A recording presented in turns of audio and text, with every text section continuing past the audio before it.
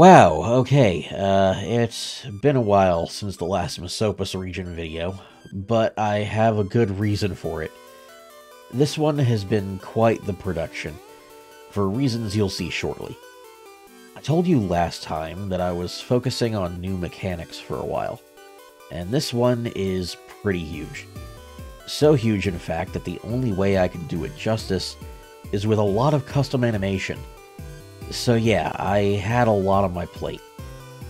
As a recap, the Mesopas region is a Pokemon region set in the western Middle East, ranging from Turkey to the entire Arabic Peninsula and everything in between. This region contains a doubles league, in which you play 2 trainers, every gym has 2 leaders, and 2 types. Being a doubles league, I felt like I had to make a mechanic that takes advantage of that fact, and really pushes the teamwork aspect to a new level. So I came up with something heavily inspired by the Alolan mechanic, Z-moves. This video, I'm introducing the combo move system. So you might be wondering how this system works, because it's sure to be complex. And it can be, but the base functionality is quite simple. The end result of a basic combo move is determined by the type and range of attacks combined to make it. Let's say you have a Blaziken and a Blastoise. If the Blaziken uses Blaze Kick and Blastoise uses Aqua Tail, then it becomes a dual Water-Fire type physical attack with a single target that's stronger than the sum of its parts, at an intended 1.5 times the combined damage of the attacks used. If Blaziken uses Aerial Ace and Blastoise uses Hydro Pump, then it becomes a physical flying water attack, with splash damage to the primary target's ally, hitting with a 1.2 times the combined damage to the primary target, and 80% damage to the secondary target. If Blaziken uses Aura Sphere and Blastoise uses Hydro Pump, then you get a special Fighting Water attack that hits both targets equally at full damage. You won't want to use Earthquake in a combo like this, unless the other special move happens to be a single target with a lot of damage. For example, Hyper Beam. Then you really get bang for your buck. The dual-type damage calculation is really the most complicated part of this system, but the additional damage and extra reach is pretty awesome. Use these strategically, and you could pile on some serious damage. But you're also at risk of taking plenty of it from your foes as well, if you're not careful. Always keep what potential combo moves your enemy could use in mind.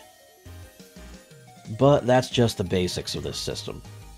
Much like Z-moves had generic moves and specialized ones, combo moves have much the same.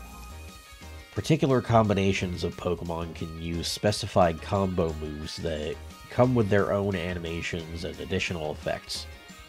And that is exactly what took me so long to make this video. I had to animate some of them for you. To begin, I have 3 combo moves divided between my starter's final forms.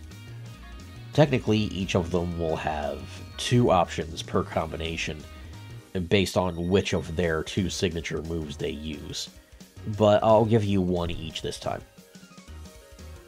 If you happen to have Phytogris and Incheval, and go to use Adobe Architect and Backdraft, you'll see them perform the Oven Armor Backdraft. Phytogris piles Adobe Armor meant to replicate an oven onto Incheval, then Backdraft's effect kicks in and intensifies, resulting in a sharp raise of both attack stats and defenses, while sharply lowering speed and reducing enemies' evasiveness, all in one turn. If you have Incheval and Hainaga, combining Persecution and Riposte Stream results in the Fog of War. Incheval will trap their targets in an incredibly powerful fire spin and guarantee to burn them, Then Hainaga will fire off water into the Ring of Fire, producing a blinding steam that sharply reduces accuracy and leaves both targets confused. Hainaga and Phytogris can combine their Riposte Stream and Peat Plow to make Bog Bomber. Peat Plow is made as large as possible, then chucked into the air for a Riposte Stream to launch the detonating mass straight at the opponent, while hydrating it and helping it grow even larger before it explodes, and leaves their foes leech-seeded and slowed. Of course, I can't let only my starters have all the fun. For an iconic Gen 1 pair, Clefable teams up with Gengar for Doppelganger Dreams, putting both targets to sleep and trapping them in a souped-up Dream Eater. Sure to fuel the HP pools for both Pokemon for quite some time. If you're looking for something unorthodox, Ravenous Rival Round sees Zangoose picking Seviper up by its fangs, and using its born rival's tail blade as a spinning weapon. Both foes are badly poisoned and take heavy damage, but Zangoose is left confused and Seviper takes recoil damage. These moves are going to be plentiful, for countless species across the region, both old and new. So I couldn't possibly animate all of them myself without taking a whole year to do so. And a lot of them are for Pokemon you haven't even seen yet, so I can't really go into detail on a lot of them, sadly. That doesn't mean I can't tease them anyway. Hit it, TNH!